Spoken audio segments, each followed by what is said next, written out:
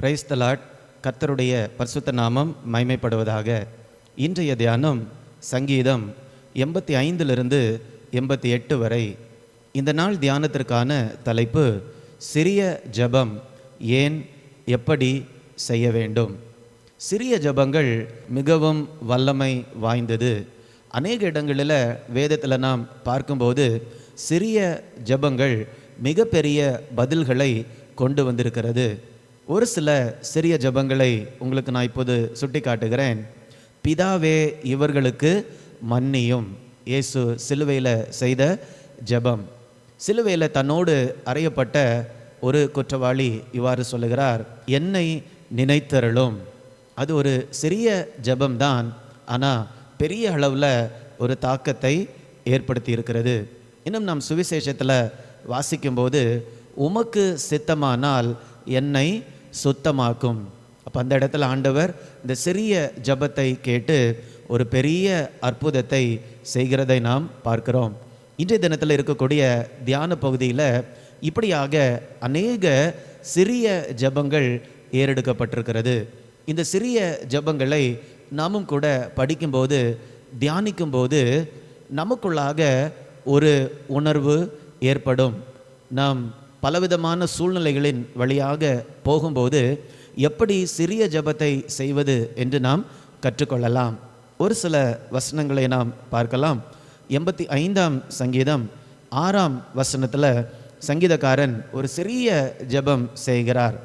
உமது ஜனங்கள் உம்மில் மகிழ்ந்திருக்கும்படி நீர் எங்களை திரும்ப உயிர்ப்பிக்க மாட்டீரோ.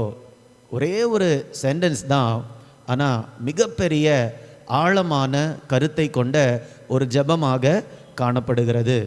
உமது ஜனங்கள் உம்மில் மகிழ்ந்திருக்கும்படி நீர் எங்களை திரும்பவும் உயிர்ப்பிக்க மாட்டீரோ. அப்போ இந்த சூழ்நிலை என்னவாக இருந்திருக்கும்? ஜனங்கள் மகிழ்ச்சி இல்லாமல் இருக்கிறார்கள். ஜனங்களுடைய வாழ்க்கை உயிர் இல்லாமல், ஆவிக்குரிய ஒரு பலன் இல்லாமல் அப்படி செத்ததாகவே காணப்பட்ட நேரத்தில் இப்படிப்பட்ட ஒரு ஜெபத்தை செய்கிறார். ஆண்டவரே எங்களை திரும்பவும் உயிர்ப்பிக்க மாட்டீரோ. ஒரு சிறிய ஜெபம்தான், ஆனால் மிக ஆழமான கருத்துடையதாக காணப்படுகிறது. அப்படி நாம் 86ஆம் சங்கீதம் 4ஆம் வசனத்தை நாம் பார்க்கலாம். உமது அடியனுடைய ஆத்துமாவை மகிழ்ச்சியாக்கும். பாருங்க, ஒரு சிறிய ஜெபம். ஆண்டவரே உம்முடைய அடியானுடைய ஆத்துமாவை மகிழ்ச்சியாக்கும்.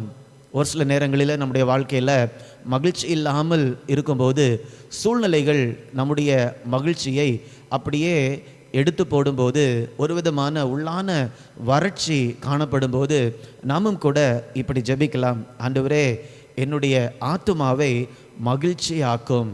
இப்போ பாருங்கள், சின்ன சின்ன ஜெபங்கள் தான், ஆனால் ஒவ்வொரு ஜெபமும் மிக ஆழமான கருத்துடையதாக காணப்படுகிறது. அப்படியே நாம் 86ஆம் சங்கீதம் 17ஆம் வசனத்தை வாசிக்கலாம். கர்த்தாவே நீர் எனக்கு துணை செய்து என்னை தேற்றுகிறதை என் பகைஞர் கண்டு வெட்கப்படும்படிக்கு எனக்கு அனுகூலமாக ஒரு அடையாளத்தை காண்பித்தருளும். ஆண்டவரே நீர் என்னை தேற்றுகிறீர் என்பதற்கு அடையாளமாக ஒரு காரியத்தை செய்யும். ஒரு சின்ன ஜெபம்தான், ஆனால் மிக ஆழமான கருத்துடையதாக இருக்கிறது.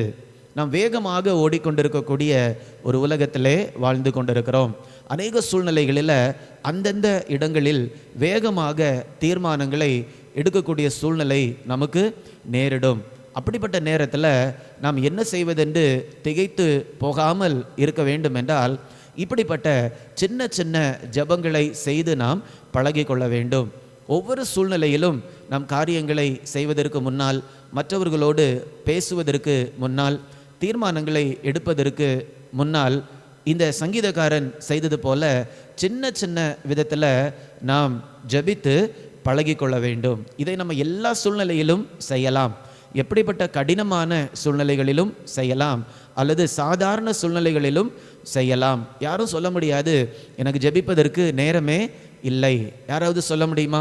இது ஒரே ஒரு சென்டென்ஸ் தான். என்ன சொல்லுகிறது? உமது ஜனங்கள் உம்மில் மகிழ்ந்திருக்கும்படி நீர் எங்களை திரும்ப உயிர்ப்பிக்க மாட்டீரோ. ஒரு 5-10 செகண்டு தான் ஆகுது. இன்னைக்கு நிறைய நேரத்தில் நாம் நினைக்கிறோம், இந்த நான் பார்க்கக்கூடிய வேலையில் காலையிலே நான் வேலைக்கு போயிடுறேன், ராத்திரி ரொம்ப நேரம் கழித்து தான் திரும்ப வருகிறேன், எனக்கு ஜெபிப்பதற்கே நேரமில்லை, ஆண்டவரை தேடுவதற்கே நேரமில்லை, அதனால் என்னுடைய வாழ்க்கையில் எதுவுமே வாய்க்கவில்லை என்று நாம் சொல்லலாம். ஆனால் கர்த்தருடைய வேதத்திலிருந்து நாம் இன்றைக்கு கற்றுக்கொள்ளக்கூடிய காரியம் என்னவென்றால், சுருக்க ஜெபங்கள் மிக வலிமையான பதிலை நமக்கு கொண்டு வருகிறது.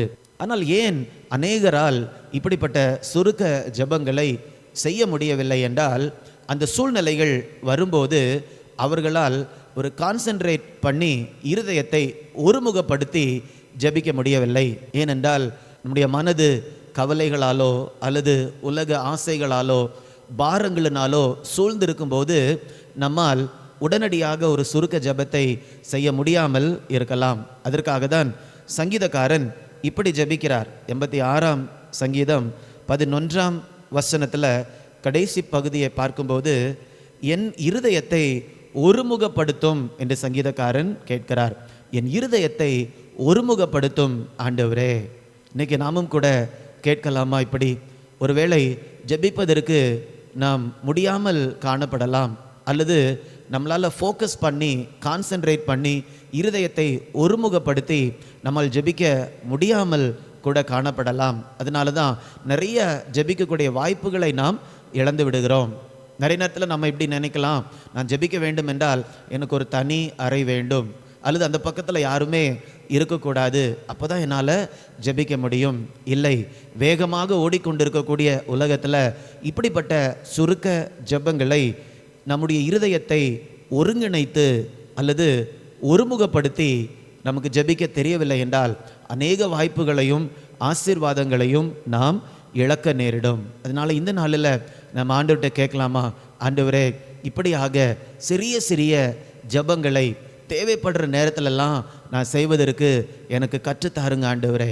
எந்த சூழ்நிலையிலையும் என்னுடைய இருதயத்தை ஒருமுகப்படுத்தி இயேசுவே என்ற ஒரு சில வார்த்தைகளை சொல்லி ஜெபித்து உங்ககிட்ட இருந்து பதிலை பெற்றுக்கொள்ள எனக்கு கிருபை தாங்க ஆண்டவரே. அப்படி நம்ம ஜெபிக்கலாமா? ஜெபிக்கும்போது கண்டிப்பாக விசுவாசத்தோடு இருதயத்தை ஒருமுகப்படுத்தி நாம் ஜெபிக்கும்போது அது நம்ம வாழ்க்கையில் பெரிய ஆசீர்வாதங்களை நிச்சயமாகவே கொண்டு வரும். நாம் ஜெபிக்கலாமா? அன்பின் ஆண்டவரே, இந்த வேகமாக ஓடிக்கொண்டிருக்கக்கூடிய உலகத்தில் நாங்களும் கூட வேகமாக ஓடிக்கொண்டிருக்கிறோம், எங்களுடைய கடமைகளை செய்து கொண்டிருக்கிறோம். அப்பா, இந்த நேரத்திலும் கூட எப்படி சிறிய ஜெபங்களை விசுவாசத்தோடு இருதயங்களை ஒன்றுபடுத்தி நாங்கள் ஜெபிக்கலாம் என்று நாங்கள் தியானிச்சிருக்கிறோம் தகப்பனே. இதை எங்கள் ஒவ்வொருவருக்கும் ஆண்டவர் கற்றுத்தரும்படியாய் ஜெபிக்கிறேன் அப்பா. எந்தெந்த இடத்துலலாம் ஆண்டவருடைய உதவி தேவைப்படுகிறதோ அந்த இடத்துலலாம் உடனடியாக நாங்கள் உம்மிடத்தில் ஜெபிக்க பழகிக்கொள்ள ஆண்டவர் எங்களுக்கு கிருபை தரும்படியாய் ஜெபிக்கிறேனப்பா. அதன் மூலமாக அநேக விதமான ஆசீர்வாதங்களை உங்களிடத்திலிருந்து நாங்கள் பெற்றுக்கொள்ள ஆண்டவர் எங்களுக்கு கிருபை தரும்படியாய் ஜெபிக்கிறேனப்பா. இந்த சிறிய ஜெபத்தை நாங்கள் விசுவாசத்தோடு ஜெபிக்க பழகும்போது உண்மையாகவே எங்களுடைய ஆவிக்குரிய வாழ்க்கையை கர்த்தர் ஆசீர்வதிக்கிறீர் என்று நாங்கள் விசுவாசிக்கிறோம். அப்படி செய்து உம்முடைய நாமத்தை மகிமைப்படுத்தும் மீட்பர் இயேசுவின் மூலம் கேட்கிறேன் நல்ல பிதாவே. ஆமேன், ஆமேன். God bless you. God bless you.